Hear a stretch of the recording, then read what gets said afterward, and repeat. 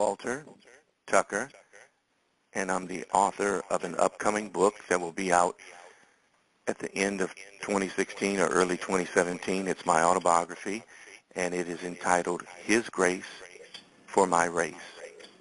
And I'd like to read from you a few pages from Chapter 1, entitled The Hill. January 3rd, 1993, the 103rd United States Congress, with a Democratic majority in the House and the Senate, was about to be sworn in on Capitol Hill. The Democratic Party was walking tall, like we had all accomplished a strategic plan of war. It was Camelot revisited. The young, virile, good-looking, newly elected President, William Jefferson Clinton, was about to lead the country in a new direction, despite all the attacks hurled against him during his presidential campaign. America was excited again.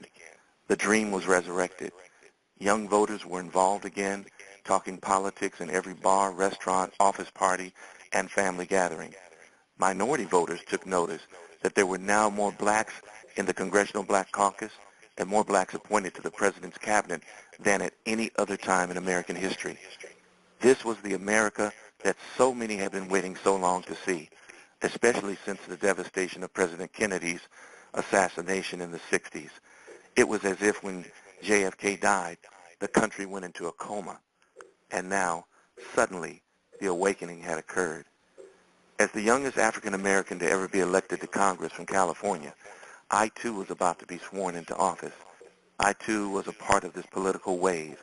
I was a rising star in the Democratic Party, a man who many said could be the first black president of the United States.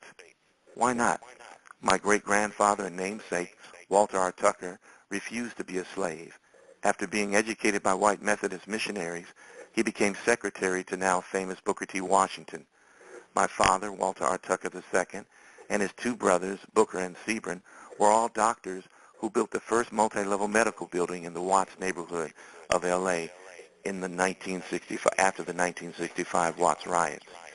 And my dad was the first black man to be reelected mayor of Compton, California. Success ran through my veins.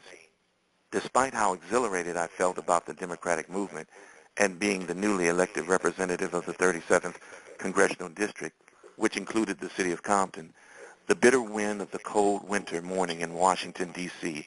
was sobering. It made me quickly button up my heavy overcoat and wrap my scarf tightly around my neck as my family and I exited our car and walked briskly over to the East Capitol entrance. The huge white U.S. Capitol dome stood prominently against the bleak gray sky and barren oak trees.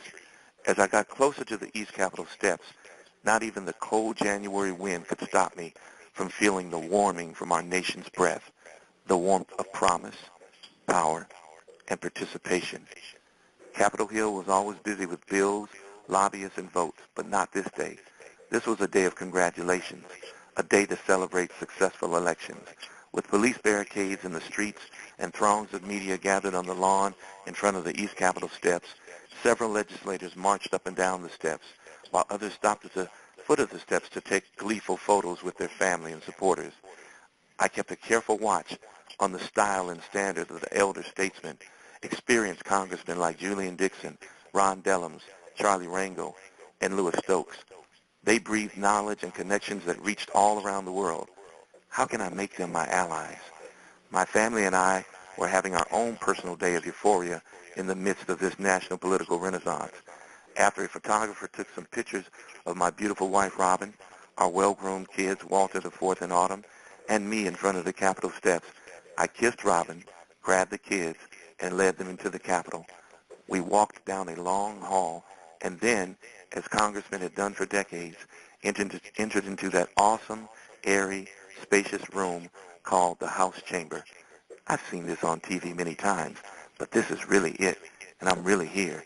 The chamber of the House of Representatives was the place that millions of Americans tuned in to C-SPAN to see how our nation's laws were made. It was the crucible of national politics and the pinnacle of public sentiment.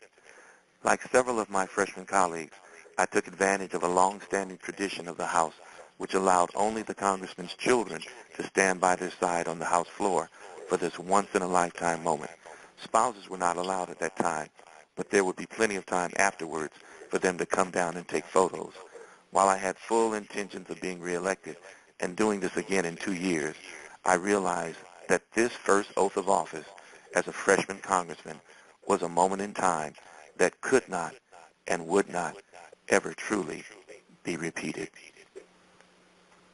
I'm Walter Tucker, and I just shared with you some of the passages of the first chapter of my upcoming book, His Grace for My Race, which will be out at the end of 2016, beginning of 2017.